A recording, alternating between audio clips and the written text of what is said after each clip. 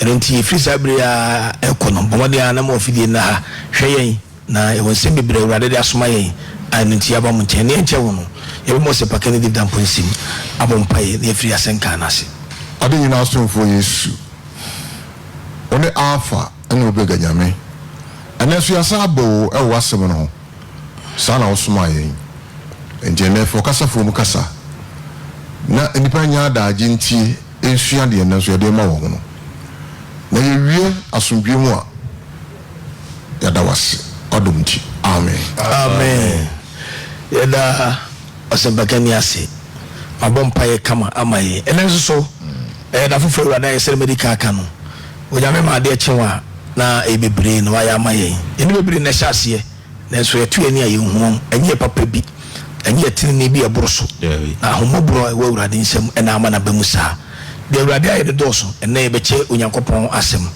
na asema me pese na esua no ye wo bi ho no mu a na situation bi a wona mu no o ha obi eda ne so bi amane bi eda ne so no na ye na dwene se fontumi nya ho hwe enti ama watenasi ama tumi na kanahye ama na brabo nsachira ya nke bia esese tumi ya adwuma wona kwan mu no etumi nya adwuma but remember say me mo bia wo say e possible say situation bia wona mu bia enye no through Christ Jesus you can change it. Okay, na say we bi o ha wo timi tenasema e ha wo bi timi hye ne so agena sabamu na amotum he adaje mpo wo timi enkwa so Kenya no ho wa pastor fie kura akwaje efise de bia asem na yekese wa ma ne ha wona yekese ase urade. Yes. Wa ne ha no ayekese.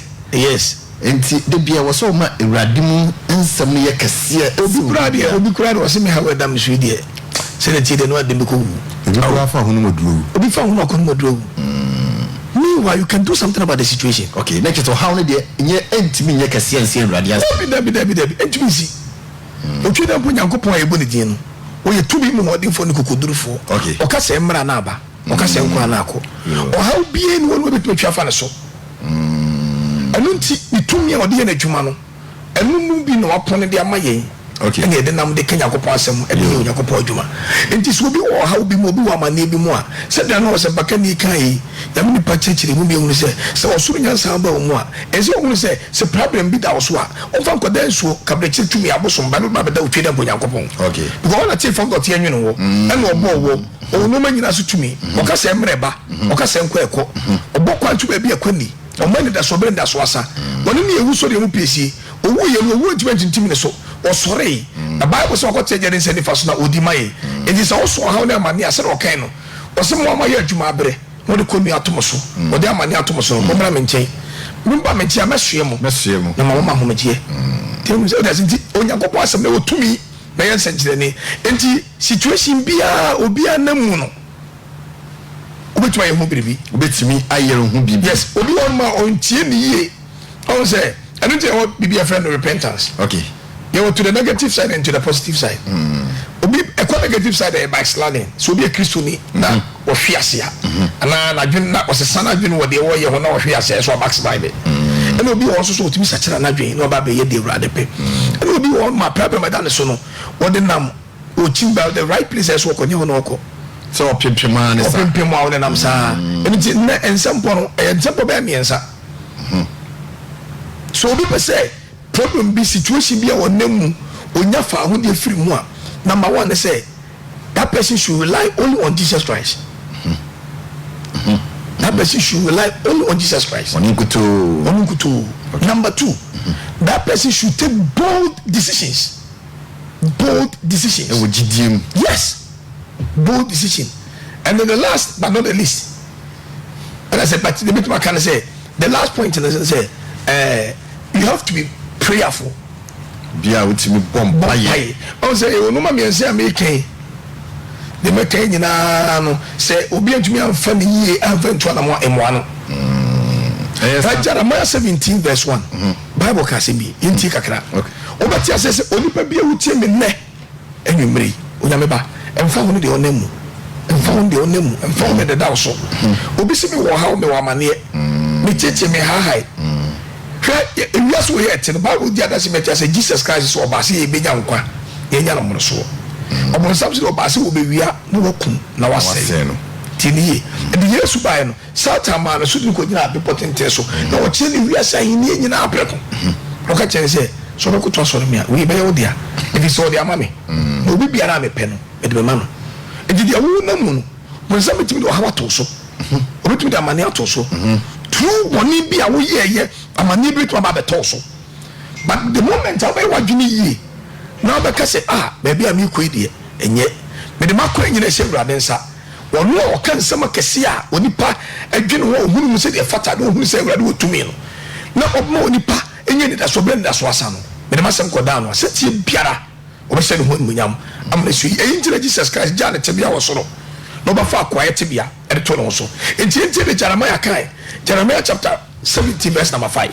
odifo Jeremiah ngoma no eti dun so enchichemu yenum Bible says say urade sie nie wose se de otwe dem ponyankopon kase ni wadome woni ku a wose onipa bia wo ye oni ku a ode ne ho to onipa so ho to nipa so wadome obi we like ewo ne busuani ni wo fa bi baby e woduru bi o ne busuani bi wo abrochi obi di ne wura nyina se ni kum ode ne nyina se ni yirum tabi ni sara Bible naka wose oni ku ode ne ho to nipa so no wadome no yes no de honam ye ne basa na ode honam aye ne basa yes ko ani na kuma de na nakoma atwen fe urade ho yes o se ayire so ma obi a na wona mabosom so na ne wura kura fi se ye wodi bi a ye ba edinu nam kwan de ewo mu na odene nsem nam obi se mpeya funde ye funde na openti obi twa na moko asofo a ekura nyame asem sofo bi a ono di no ma bi a emfata be yo no asofo mbibiri ko botimi ne ma ne bi koda ene so kan hwe asofo bitimi senso gu ade nkudare nkofo yire no bomo akonche esa wuni we mu nyina o eti Bible say enu minka obi a wode no to odi paso no de honam ye de basa na kuma de na kuma twen fe urade ho enu koduru so bebrebe a wo ya asofo mpanyimfo mu no ye hu wo mu che Jesus Christ but who was so be fear Jesus say the hu na Jesus Christ Messiah no wi asa jenkwa no o ne si hu no but asofo no bituma che say me ma je no we ye fire so betwam ono aye ready to me about the year okay enu na wo ka kire say enu minka obi a ode ne hu to odi paso obi di no wato ne sika so obi di no wato na ho ofe so yes so ho ofe betima mo nya kunu dia ko nya bi dada na so tumi bia ware wo beda so na ho bia no beda so do akwa be Jesus Christ am bu ni di kan ho asem kire wi a na no fo be nya fa ho dia ma hallelujah amen tinu minka obi a ode ne ho to odi paso na do na yen basa na kuma de atwen fe urade yes na obeye se dua kwati anyu a ewo anyu so yes na ohunu se papa e ba ohunu se papa bi ba obetra sere so nchekere so na obetra esere so nchekere so ene nchina saase a obi ante so na enhira ne woni ko a Bible se enhira ne oni pa wode ne ho to urade so wode ne ho to asafo urade so na urade ye da so amen na urade otwedam po no ene ni da so ono fa wuti me no nwumre de me ka kire woni efa di kan se situation bi a wonam amani bi a wo fam atiti bi a fam e wo situation wo kwa na abaye family issue to mi bi di abusua bi so wo bi ni abusua bi di enti se de si abusua no ama abusua no enmonyam ayese ke pie edumni ne ho adi ebi esika wom bada wade anim ebi awo wom but se obetra wade ase de bi obi ko 6 months obesa aba enu ma wo nyina e situation na ewo ni pabra bom obi wo ko so bo mo ntimi nche ye obi wo mo wo nyini pawo but bo se wo problem pa e hidden sa no ma wo nyina mu no why na de koda no odi woni to ni paso odi wo se ni pam na do akoma nyina di ni pachi a Bible say enu me na be kan enye wiye because ni pani mu bia tumi ba ma no correct so for ntimi mu awo ya bi but o twede po yakopon na bo ni pa so so for bompaya ni nkoye mu ni nyoye mu no e asafo urade hallelujah amen eno na Bible kire say enhira Jeremiah 17:7 ode ne to urade so ode ne ho to asafo urade so urade ye nani da so urade ye nani da so na enwumre me mo ni da so ba kope no correct oni Jesus Christ amen wi ase agenkwa amen oni na bo so no bo asase kasa epunu de wo mu nyina na yoy o kasa mra eba o kasa kwa eko wo do wo nya sama so ku e di say how bi da wo so a amani bi da wo so a na me kanfo perma ba ko pe na me na ma wo de urade Yesu Kristo on free Nazareth oni na so yes on wa bi pen na no tinte so di ye di frame ni me ti bi na urade ntimi otimi de nsa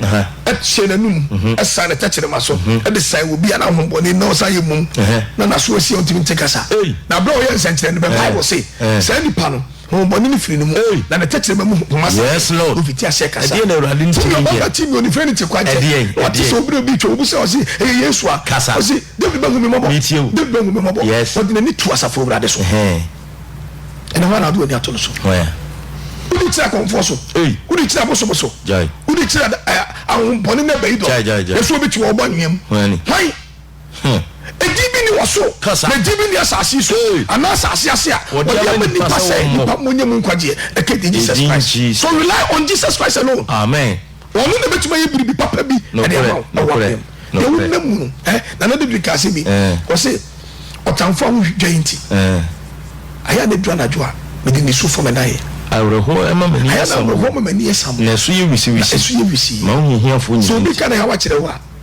amunya otaye amane obi kwa bo wono ma o sie ni papa akopɛ wonim ni ba bia azuni pa na penasem ene kre on penasem obi akɔ school wa wie school da o ko wie no o kutane ni certificate kama bi o fete se o yi degree holder I na masters nyina wie I say dey na chese ndi go call for interview en fana djuma but still onya djuma o lucky baby spirit of favor okay yes o shama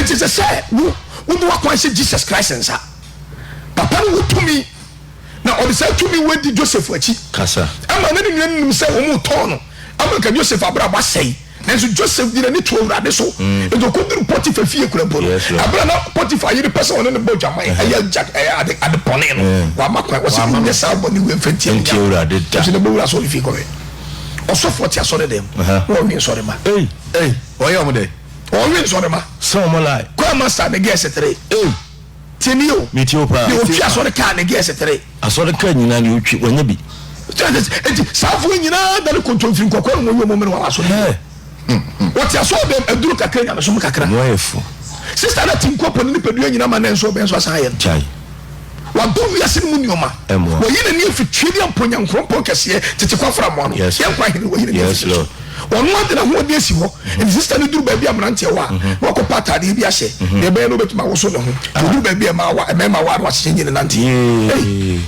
obre emwa sister na bure na ninto nyina atwogu no wa zare pen start o beso se mo se emema hu nga so no ho fe emekunu watuna no waja Yesu atu ba bi o kasa enu na okay look na ntia Bible say abantie bia na o ye panyini nokore anu odi eto tax nokore ani friend Sakios obama Sakios wati Yesu Kristo nka yenkan yana na oti Yesu nka no mitio Bible say e won odi me ka say Yesu tie die obekwa kohwe no hu nipa baya Jesus Christ oye nokore or forget about the water wo ejapade wo sika wo ahunyade wo ebusua wo free mu ni position wan fanya hwe osebekwa kohwe Yesu Kristo ona fo mbese ne wonam mu no besu betwa ye hu biribi nokore and that's the first sign so the mini famo and ka se bi aduri di asay agegu ya wo solution ye wo kura mpo ya no ma ne bankom Lazarus Jesus Christ se mini wo so de ne nkwa de wo no mini diri mu obasa atrase bio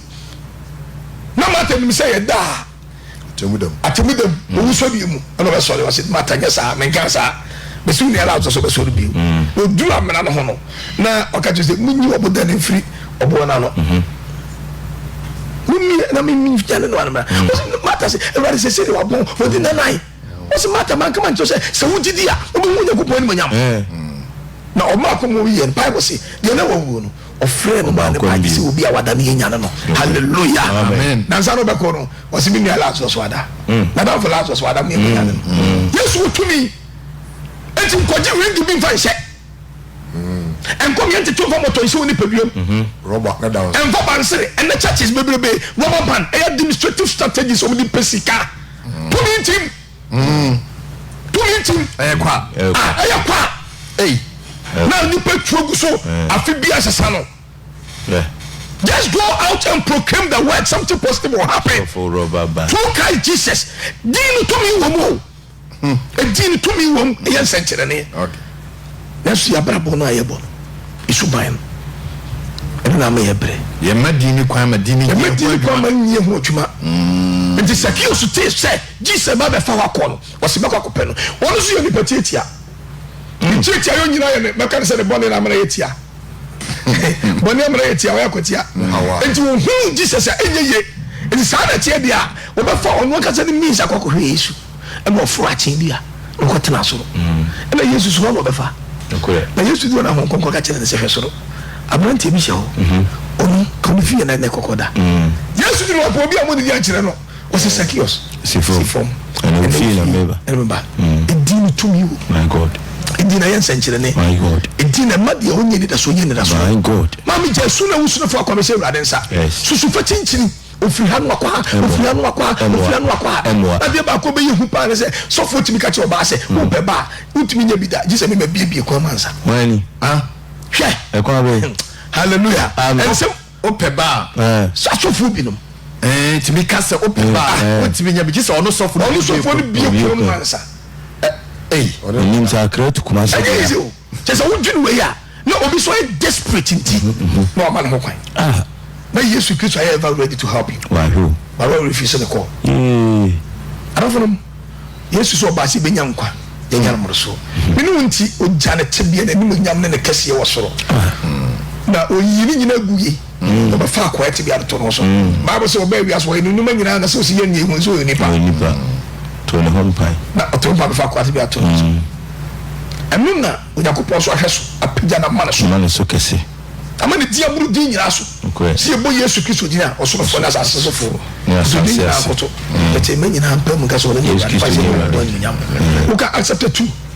verse 36 osi me Israel fie nyina hu se Yesu Kristo ya mo se no no onu Onyankopon apija na ye na urade uka accept 2 verse 21 osi ne ba se obi urade din no obagina nkwa ada na ado akoto din before so na waja Yesu ho ufo kwanse Yesu nsa na wo rely on no na wo hwese wo bedi na hyede so na wo di wonenam se ko bi dane no akwajaye na wo fa Yesu sa le kraje nkwa enkonya na sum dio ka wade do pen konya bi nka ba no wonya bi because Yesu wo hu kwan wo so tumi ono na sheshe yes ana nyame na sheshe awade na ke bi no Yesu Onyankopon tumi na ho de bi enya biribi fo Onyankopon je ono de ne honam do ho ni me yin enti o se mu menka obi o de ho to ni paso no de ho na me no de ho na me basa na akoma twifire urade obesa anwe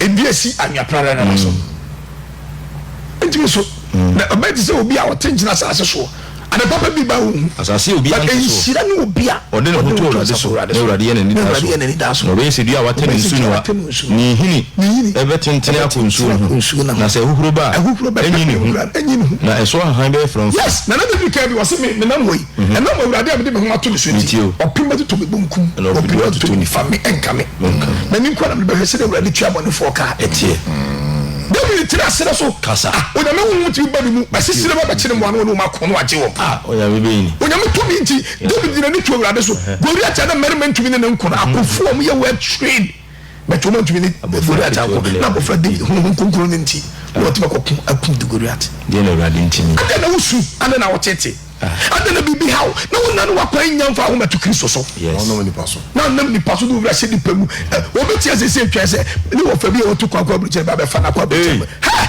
why mistake urade ansa fire su na wete Yesu timi se no ho nyama emfa mo so obeti ma fa obi aso ama wo nya konya yes lord ini se agidie no ini se agidie no ini se agidie no jama di ba bia na ye bre Psalm 118 okay Psalm 118 verse 8 yes o hani du nwotwe Bible says nchemu a eye nwotwe o se eye se wo twere urade yes uti o se ye enti wo se Zacchaeus asema na meke Zacchaeus oduro po so fiere betena okay utu fiere betena na Zacchaeus be nya nkwaje urade mu onkofa vanessa ko do bia so bia okay o se debe eye se wo twere urade eye se wo twere urade sene se odo ho betu ni paso okay it is better you rely on God alone than rely on human beings on people yes lord I don't know who to the paso ni pa bit do shamo ade ba ko ya ko say obeko obi nche bosi abono aka wonsem nyina cheche wonsem ammo hunu che say umu bibia wo hunu che say ka prekure oni bi wotie ni nyina wie da fe aso na ka kire wa ne say oni fe wa mantem aso besi die obaye as well as the buyer about this game as you know you what that's a massive I was halfway yes and for one to the paso found him Bible says you crowd up come that's a biara hallelujah amen tie the Bible neka o say yes wo do hu to awurade so pa see dia wo to asafo awurade so say wo do hu beto ahemfo so wo do hu beto ahemfo so Bible say me so ahemfo nam de hire no kore o sa be ma na baby baba ahemfo bebre du man munya ba be pim twira bonya kopon nim enti ahemni nya bone but kwai wo fa so be di hine no anasa ahemni na be ba ko eno na kire no kore kan sa so ade odi yo de be ye no obi tumi a wo penti kwambone onam so a wo de pe sa ahemni no tabi but so on paya ahemni wo fiti ase wo abusuamu na se yo de ase tv a sabeka okay asiti bia usuba be yinadi uba busuamu abazna yusika na de bu busuano ofasefo emane we enu nyina na aboabo o msa na o yonko so de oba o no fi obi a ti da akonya beton ipa nyina be za akoro no wati mobro yo ka konya ne de emane usuba na de ko sa afisa ni pa be wuru se akonya no obi edi kan fure di kan a o no de be nya no afi no pa pone so ba akonya no otu nuti awo sana ma yosam so ayo okay dia wo ba ya no ene be ma nipa hu se wo ne sese to aba ma abeta ma so ene kre unyuma bi do aka gere se no a o se di wo nipa gu ugu papa ubetwa papa ugu boni ubetwa boni we en towa yabi we na brother special na ntine kan je nipa o ye be ni nye be hu se de be tiba ba ya bo e bra so do ko se urade sa na urade kasa wo se wo na ba betera so a che de ti bi be bem okore urade pe no ye ense sabta ye ni ehunu yo but on wo hu oni urade hallelujah amen but ba se ya wo ko pop mfu mu ja akwa mo bi obetumi ne se kan to so bi gina so opinfo moja enne so fo ko wura so de makutokuro dar kwa anoko bunua fie konkuru ko bi nkura no fufuro Everybody kai amen mon fa mo wonto Awurade Yesu Kristo so na Israel na bebrebe ho no so mo je Awurade na Awurade ja ho ben na ben ho mo pe Awurade na Awurade ben ho Yehowa se na Israel na bebrebe ho na o mu ni nukura Nyankopɔn efise o mu ni masofo na o cheche o Nyankopɔn mrem okay enti ye ni Awurade pause ye cheche ni pa mu mu Nyankopɔn mra bone ni papa mu nsonsono ya na do ba fa papa no di Israel dai abre no so fa bone di abone de no me bebre Mese bi o nemu bit masesa no okay dia wo chechi na wusu bit masesa no hallelujah amen now the next point is okay as I say we take a bold decision there will be one more what the we nya say Awurade Yesu but decision I will take na nye okay you pay amount you pay to take a bold decision there are certain things in your life where you can end it boldly Genesis 30 yenhwe okay Abraham Onyankopɔn friend one no for say Lord okay no mutu na mo Abraham Onyame friend no ana ko fa Lord abeka no okay na obu benya ajapade be mo komisi ana through Abraham na Lord so benya bie okay na Abraham benya nkoa na Lord so benya nkoa na ba bi on kwotena ye no na ayo kuro kakra bi enuma wo so nti e ba se omu mu ahwefo no de omu mu ane kwa dia nya ho kwa bontem na ento kwa bontem tiniu but then Lord no ne Abraham no na ekwo David ne mo ahwefo no asem we dey but decision bi on ma won take ni boldly emo obi ni namfo bi enye na etu na mo obi hu no ankopa so oboa no bet yonko no de no abo ne nti enya ni oboa ne obi se me boa ne kure ko wie hwe ne kure namfo be se ko be ifo timi ka chese chiro yonko am chiro subai niggas obi pese oboa obi be pese oboa obi na akana koma se so oboa nanso anyanko bi a woni ne nam na ye woni pa bi wie ya se a bi Onyankopɔn ayo mu no just one shake we know me share just one meeting now no be share no shake hand with them they can tell your situation wow no be to say check na ma ama wo obra bo be to say so Onyankopɔn ke ni pa na koma so omoa wa so bra wo masesa aso no hu suban wo suban no ne ye ene se de wusitie na wo tell to get to so na bra boboni wi num chachacho ene wo basabasa ma bet num ma ntene na do sika ye na wo ba bebo fam a wo be so be bebo be yi to be hwede wo mu otwa rasta enti aya na edi ene ni ba bi so obi fa ne se o we there we be chadu friend ne nante ya che ne ja nante enyi nante na ne nante na ko wie sen e ko wie sen enti se en ko wie ye dia e se take bold decisions so be break away no you free enu bi na Abraham betu one amoy because Lot eye no fa ase one sha family issues beba no for situation wa end no so so e dey how bad e beba to ba ko be no free Lot o be so okay on and of Lot o ka chense wo ya mo fa ase enje kura se me mo ahwefo ene wo mo ahwefo to kwaba wo ntem anhwe didi mu a me no mienu ye beku enti de ebe ne se asasi da okese ye no baby a wo pe no fa o fa bonkum a me fa nifa o fa nifa a me fa bonkum na no wo mo ahwefo na enkope baby ntina am so me mo ahwefo na ntina baby de be ye na abusua na be gina na enko ya ho tontowa mana Lot ba na mi so hweka nkon mu nyina baby nsuwo mana ye green how to say sere wo benye nsuo ma moana no wanyu no kura se minchemu inseche we se Abraham moana so benye bia no fa de na ye ni nyina adom Abraham kura ndi kan tubi wo fa de wo fa na kan de wa o mana o de kecho odi kai no yiye wo yiye so ni anu no de kotena Sodom okay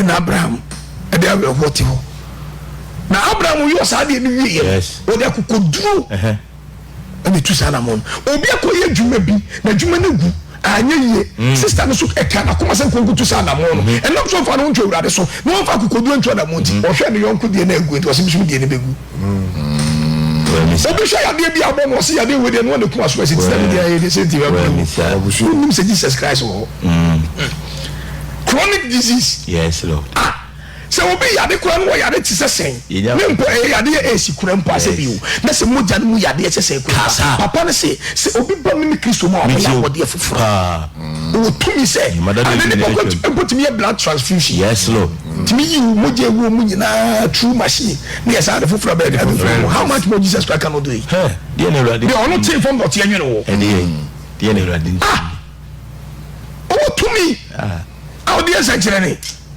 yanyini ni nyamfa kwa nsa nsa ediduru bere bia na me ye bere eno ni ateti yi enti Lot ni Abraham ye no na Onyankopɔ ka chi Abraham hwet mo ni so asase kesi ye da nyina wonam da ma me ya no from the amount hallelujah what did we say urade mu what you dey na beba bible so oni tifo hu wo ha wo beba ode ni hu hinta what did we from na papa hwe kwa de watena wo na beto no wa to ha wonim na wo bere fa ho to urade so amen enyi urade Yesu wo abra bo chi da yesa bebere enya na chire ewi ase no na afi Abraham abekase enso nyina chi no Abraham sa kokje Lot asa ko defend no be no Onyankopɔn na mtu Yesu na mabofo so kokose so no Gomorrah through Abraham yes Lord Lot ene ne ma ene ne yire enya nkwa na Lot ne yire ma ka tokoba kedi hizo ma so ko se ade na bibi hawo obi teti wo obi hawo ne ko won ne nam ne mo unu enku bi na nam ontu futu papa da na bia wo se ye de enye won kan kura sensem kira wo da ade bi obeka bia o pie wutiri se kwatwem kura ko de empata na da so ni sani pa we nam sai break away from that person jane free ni nchen you kura na mo na Onyankopɔn se won munyam hallelujah amen then the last point am yesi okay the last point prayerful oh says I no mo we nyina no se wa mo mpaya obon sam betima se siw kwan intimi mbam okay Ephesians chapter 6 verse 10 abaka se bi akere Ephesians chapter 6 verse 10 Ephesians 18 senchemu du no speed aso honhom formatamfo de di akere no mo ma mo honya din na de na ho de tumi no mo sho Onyankopɔn akodi nyina mo sho Onyankopɔn akodi nyina mo tuma gyina no obon sam na de esi sam na de esi Ephesians enye no honam ne mogya na enye no honam ne mogya na enye mum ye no mpanini tumidie ne wiase sum atumfo wiase sum atumfo enye wo soro ho pone a e wo soro ho no enti ye wo honhom pone wo ho a o mutumi ye nyuma honhom mutia woni pa bra otimi se woni pa shebre otimi ji woni pa ni monyam otimi ji woni pa wo tra so odi obi awade tra so awodi okra nsem tumi betima awade woni monyam na awade because of woni munyam o ja se it is odi urade se bia so na onyakopo tumi na ni monyam na de na dead hallelujah amen Isaiah 38 no Isaiah 38 verse number 1 am fancy okay odifo Isaiah man odifo Hezekiah beka odifo be say Hezekiah nko see the Bible Isaiah 38 verse number 1 Hezekiah yade ene na sedadwom o say Hezekiah yade ene na sedadwom ene no no ohun Hezekiah ayale wo yade Hezekiah wayale wo yade na emos ba odifo Isaiah ba ne nchen be ka kire se onyankopon difo ba be ka kire no se urade si ni se urade otufo onyankopon ka se shofie nsamanse o ba be wu asembu ubewu unyankwa onya na wo ya wo na bewu wakesi na bibi no betima wota se urade si ni shofie nsamanse ubewu unyankwa asemi mudu odifo na ntwa breki otwede bonya ko pon betima breki no kore ejo odifo ma ginu metwa ma yefiri so munyai enya no kore mu bani monyam no ma de obo so no obo asase no onyanko pon monyam tungu na mo se onyanko pon ma ne yensenche na hudu odu asase soro amawa otimi de pomato ho na dan wo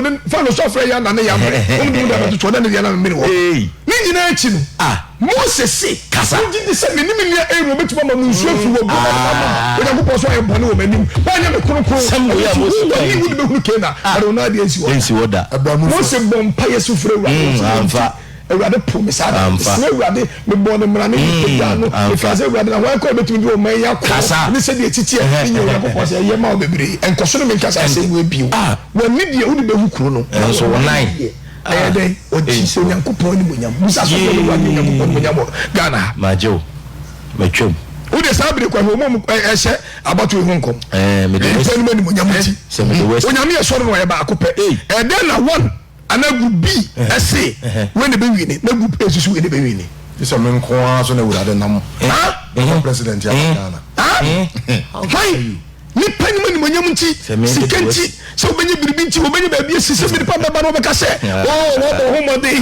eduzu be ka nti eno ni we ye wurade ato nchen no position himself very well but the gidi wura so dem ani awo yi Yesu Kristo gidi na to nchen mu gidi chen Yesu ni se obi kwa so dem na e dire se one man church se do na so for the wupa na egu mu gidi chen odi Hezekiah na benya pressure aben because abese no kom so obewu onyankwa onya ne samansi ko Isaiah 38:2 yes ala Hezekiah dan na ni kire ofesu o bawurade mpaye se Bible say wan kana no ntu wan tata for session from wodin gidi se wurade Bible say gidi ni mu to bi so ni ese bo nyankopon se ogidi se o no kira kwa no ketuafo the time di kaka just say the first thing I say do say we say rely on God. Number 2 say take bold decisions. Number 3 say be prayerful. So to me we to say no ma be pray. Tie the Bible kan tie ni o se na Hezekiah dan na ni kire ofesu Ewurade mpaye se Ewurade kai se de mananti wanim no kurem o Kristo ni bia o ma se Ewurade timi sa se brad nanti Ewurade anim no kurem amen ko ani akuma edimu no kore yes na maye de ye wo wani so ala Hezekiah su kese na Ewurade asem ba odifo Yesu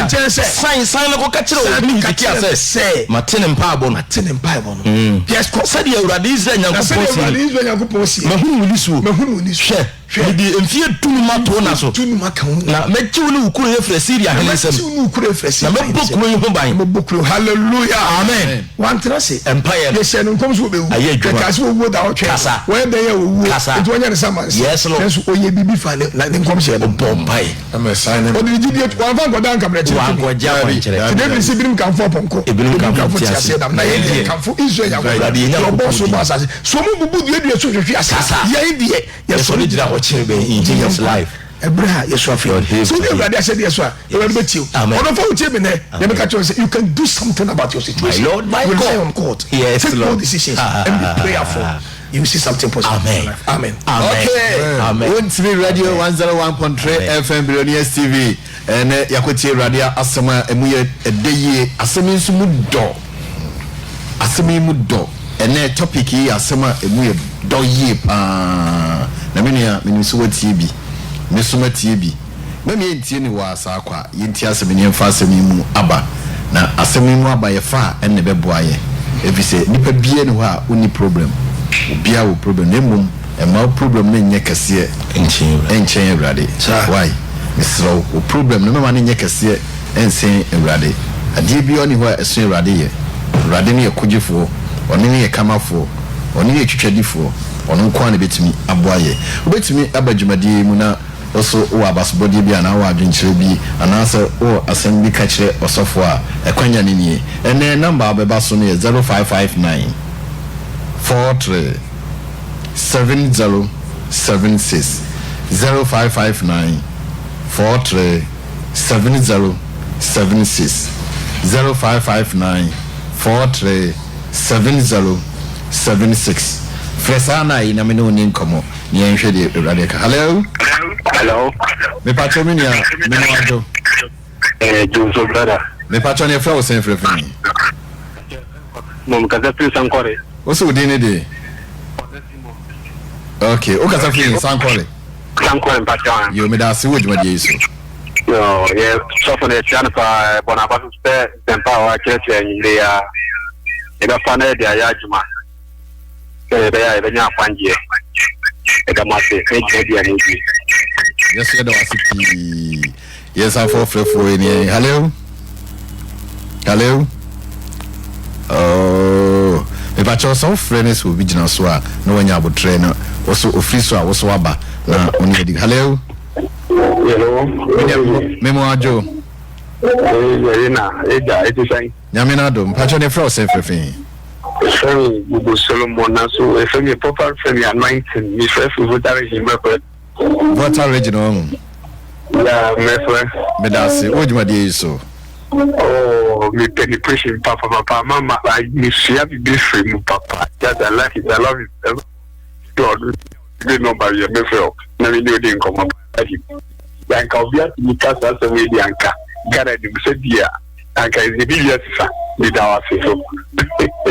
Miss Medasi, number, be sorry, the betuja, ama why. Okay, you for hello. Hello, Mimoajo. Hello, Minia Mimoajo. Hello, Mimoajo. Hello, Mimoajo Miniaba. Oh, me pacho. Chon free TV no na oni me nin komo na nye de wai. Mimoajo. Oh. Yem for free for na yemu room na yenhwe de no. Hello, good evening. Hello. Oh, hello. Me pacho o freya twon hu free TV no ho. Na oni eni nkomo say radio no so radio no so atwon free ho. Why? Mr. Wada. Hello.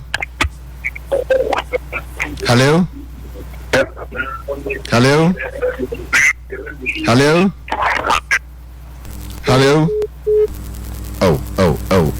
Ade isu na munaka krana. Na wada aye de ho. Hello. Good evening.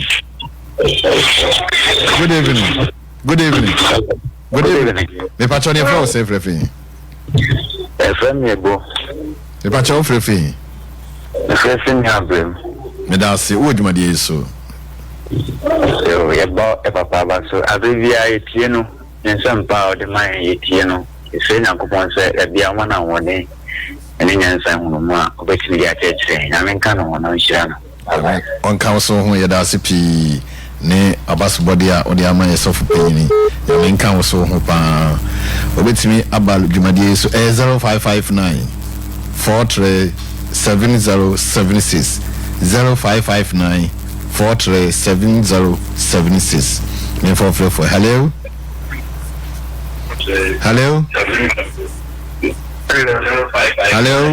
Good evening.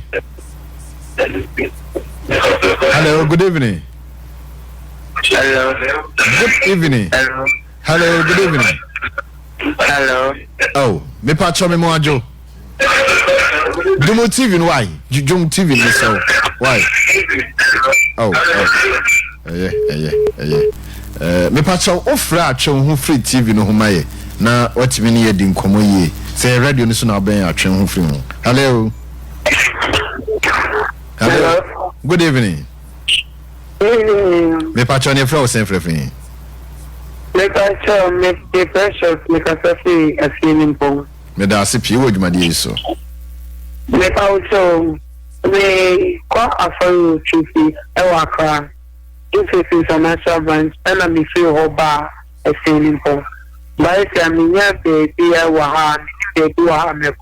Let me be such a branch if you were here for time. Me patch also won here. Me patch was feeling for. But see, so for say a bit of kwaso.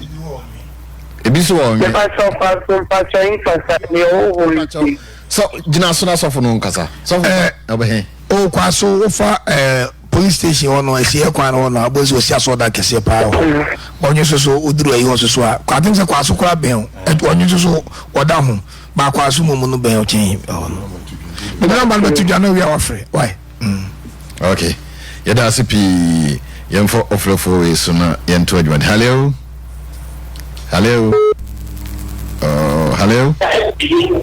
hello good evening. Me patch on your floor, say, Freffy. I'm a friend of the folly. Me patch on say, Brendan Folly, opinion Daniel Folly. You feel say the quiet. Me da CP, obey you, you, my dear. Yo, about pregnancy pass, or put a pan into set power with Yamayano. And we're gonna phone in our team. Yes, that part. You're gonna be a Madonna Memo. You're tobacco. You may be a papano. It's a share some of you and Magana, Sagana, and trouble be not some job Bagana. Yeah, it's a 50 power, the MSP, also for Yamission. I mean, she also, and that's a P, also say what you asked me at Mama. Okay, you're for Fluffway in here. Hello? Hello, good evening. Good evening, Patron, your flow, same for me. Mr. Gordon, I just want to Mr. Gordon, oh, just so, Master Joso. Madam, amen. So far, now, I come back from the rest of the again, Gina. Come on, I catch you. If you was or catch and show someone and about to take your bomb by my team. And I'm fine of when I which one. You young poker any day. I am coming and wash it. But or can say rather kind, said the Messiah and to a Lucifer. Ebra is a care or hino. Na so fear down Motia, I do no Muyina, or Koya when Munina, Juma to Yakupo, as I who say. Actually, say one poor behind, I will do answer. We are only manu president in the Oman time, Kakana, on Fanya, and you may be a fantasy at tea. And the Nipani, your yet, and the Abra will be more Yakupo to the son. This is in Bianca, or said about so. And don't you know the general. Sabana, I know you will be out. And this only a better open. It's your bomb pie dear. Now Yakupo send the GDR to a bomb pie as about the son GD. Okay. So where the CP is watch it on you. Hello? Hello? Hello, good evening. Me patch your flow, say everything. Hello, me patch show who free TV na radio no. Your flow saying. Prempe free. What's up, Kumasi bo me da se. O juma di Yesu. But for question. Okay, we did not say in Germany. I should know many people are doing the person. I don't know Namian about the Namian about them saying the team with us. We are the Namian the Bassano to say, will be a Viasia or Tiano, the Onyamia, and I said the one was sitting in the moon in the Japan, and no one in Ashim or the any Yami. Engineer, they said, because you say, oh, she can't go through being to me anyway. What I say, on the Hunamla and the Bassa, what I saw the Yamin, and no dinner Bible no Casa, but and yet, and no Yami, because there was a cat to be doing the Pabia Anqua, is young one to Bianca, the former president, the late at Amazinko. So that's it, then she scanned to me. I got what I said, my young fool. Ezo je ni wusika ni so. Ndi fa no basa. Okay. Etina ye hwe nyumto bi o si nyame abasa na mu yeduru no edam so. Ne je wo nipa ko fa abasa bi wiase abasa honam abasa de a so hwe nyame abasa na mu yeduru no na aje wonkwa. Okay, yem for yi. Hello. Hello, good evening. Hello, good evening. Good evening. Me pa choy from safe review. The friend of mine, the chief, is a president of quite not to share the minimum. Okay. If it's so many, yeah, that's a P. You won't share papa, and then you are in a person because you see, am I? So you have some food to see, so more can I answer which or mayor and command the change. But then, yes. Come and make my problem with it. Oh, yeah, my God, man. You show me there. Amen. Yamin can so home. Okay. Midasipi, Ultimate Radio 101.3 FM. Sasuna Besanche, Bronies TV. Share baby Biala Wubia, Samre Emrena Yeme, say Yeti Radiasum V, and also Obechre Wadrian answer Obebos of Abaswa Kanyan. Hello? Hello? Hello. Good evening. Program, no. The first preacher is first Manswabole, you made us see Mammy Cynthia would do this. But the many of the program of yes, we got 2 feet. It's many of the ones so we had an aspa. There's also many empire, one Tiffany, Mr. Opa, compare my brother, or what the empire. You so what? Bobo Empire, we drew Eddie Amman. Why? You said in the number but to Jana, what we be far for me near the fridge, Medina, Abanavie. Now, hello. Okay. Oh, to your father when I would need didn't come. Hello. Hello, good evening. Hello, good evening. Hello. Okay. Obetimi afre wa homa yiso ya fa afre fo mi ne de ofre djumade ni nyina abana wieye obefre 055 943 7076 na sofo ankasa number no so e de to aso ma me mo de na me fa call. Hello. Hello. Good evening. What you dey flow safe for me never. Yes, I'm a Manso. You are so, you are the papa, the pastor, you know, so when I come here, I'm a people are doing. Also, I'm in China for a man, I do my brother. Not a dear, only I'm not doing that. On such a set about Shila also.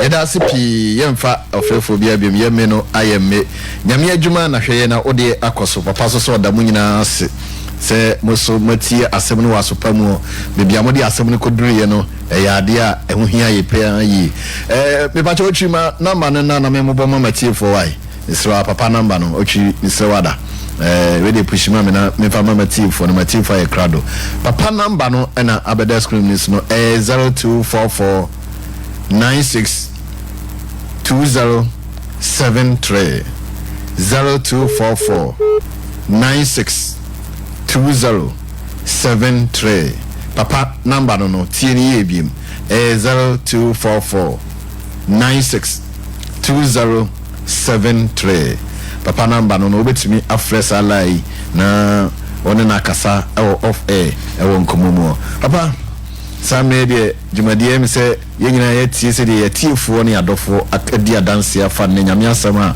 aba no ho na mgidi se de wosia adi ho adanse akasa afa ho ne de onti asem ne wasa akwa obeti asem no ya asem ne yefo ye mpai boni ade siride nyina ne se asem ne nko omumu na mo fa asem ne nante na enwi omu yi na omanya trambia pa anya subje e wasase so mema wo hawo no enye kase ensi otwedi ampo nyankopon Mesro o hawono mane nye kase ensi nyame asem mane nye kase ensi ho mpaibo mane nye kase ensi ho gidie hawo ne yakitua bi wo urade ani so efiso wase mfia pem ye nani so dako so ye nani so mfia pem te urade ka we a de na wote asase so amana ya kase asin urade na yekuta ono emra for me fi se eyeketwa bi urade ani so for me dama sipi ene de na we ka kire atie for here ebechia sefiman na ya chia gana man nyina adofo no mu amunya pepa ne akomapa na mutie na mohwe yen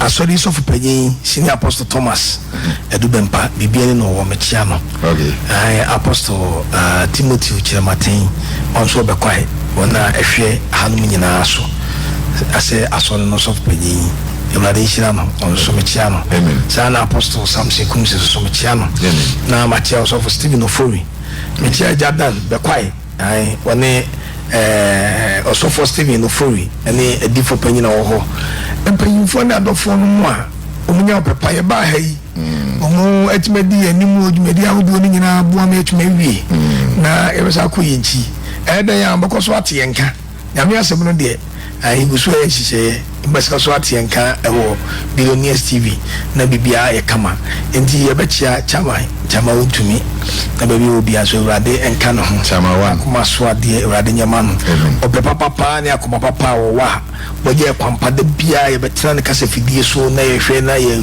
bibia no a ode cheye urade hira no na insi ni yi na ommo no ban na onko so anya kese kosi se obeye kese pa na ye chi adwuma aso mpanyimfo nyina osoma ya de bibia mu urade enka mo sabri na ye kwa wiye no na ye bema osempaka ni David Ponsim da wase enenso so se wonam wakoa mu akasama adasama achie asam no yaka no da dwuma ye de awura Yesu yesa wara no bo ay bambo kese adwuma yi mo hawo ni musu wu basabasa yare embem memum Yesu so ba ye no awura Yesu die ye chefa ewu mu no emfa nkame yi no fesi osoro ye ba na de amaye ye hwodie ni munyam wadawo menti amen